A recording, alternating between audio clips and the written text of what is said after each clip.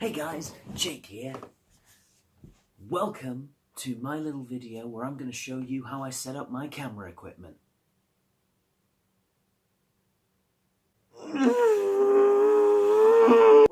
What the fuck is... So, here's my camera. How exactly am I supposed to show that?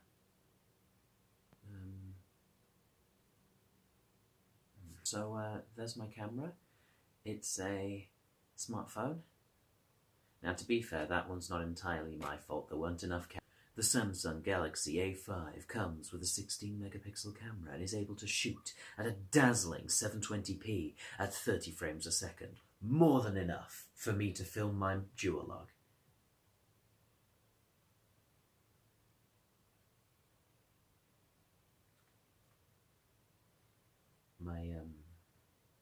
My monologue.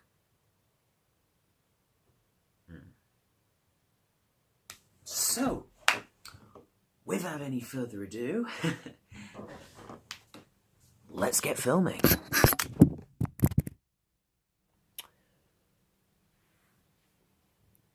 Probably shouldn't have ordered my tripod on Amazon. Oh well, this flattering angle is how I am going to display to you how I set up a tripod. So let me just reset this. Okay.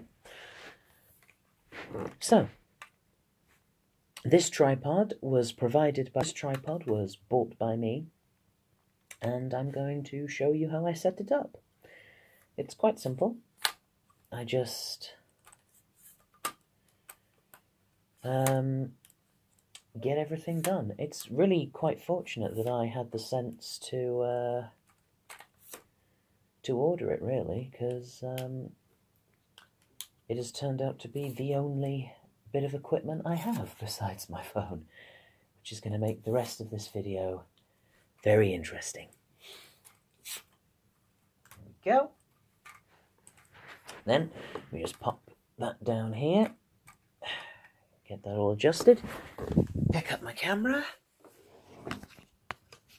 and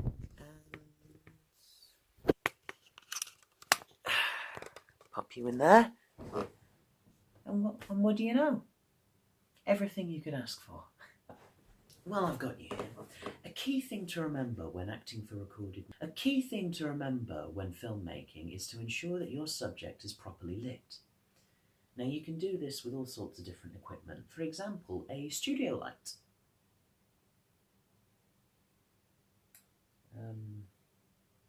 A key thing to remember when you're filmmaking is to ensure that your subject is properly lit. Now, you can do this with a variety of different pieces of camera equipment. Most commonly, they use a studio light, and you can just use this one very simply. You just flick it on.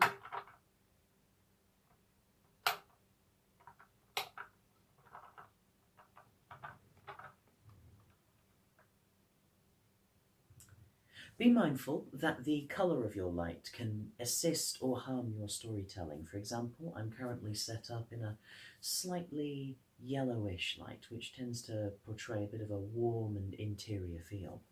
I can adapt that with my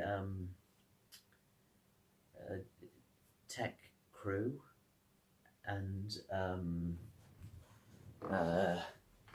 make it so that you can see fuck all.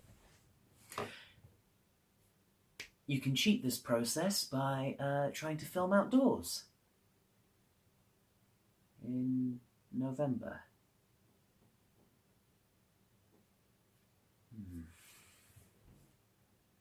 gonna need a coat.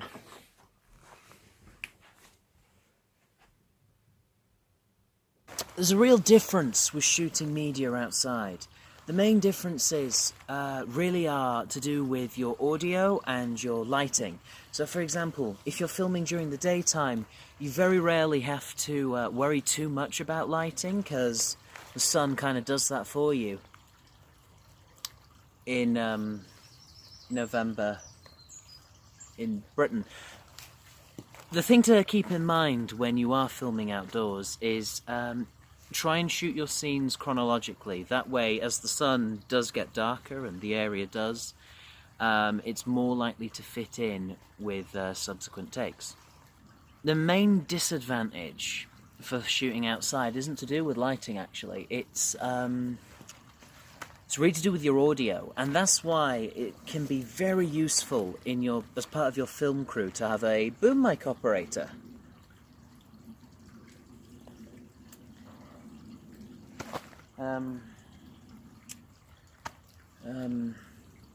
Who has the telescopic who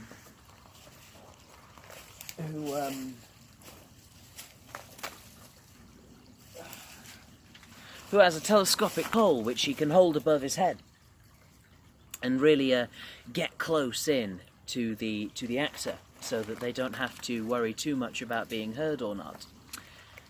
A lot of people do think that it's a good idea to point it underneath the actor, but that's actually a pretty bad idea because it'll pick up every little shuffle. Really, you want to be holding it from above.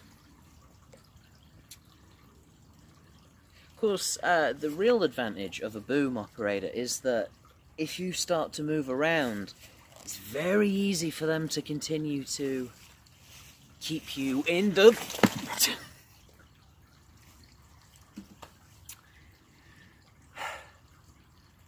Another thing to worry about when you're shooting outdoors is falling in a fuck.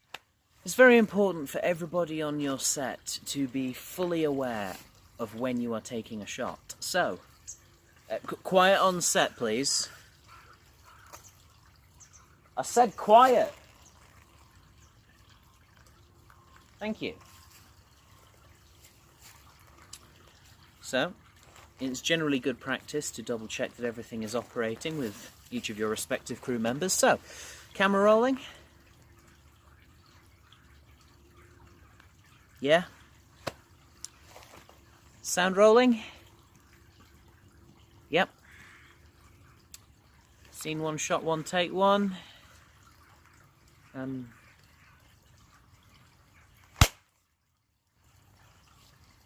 And action.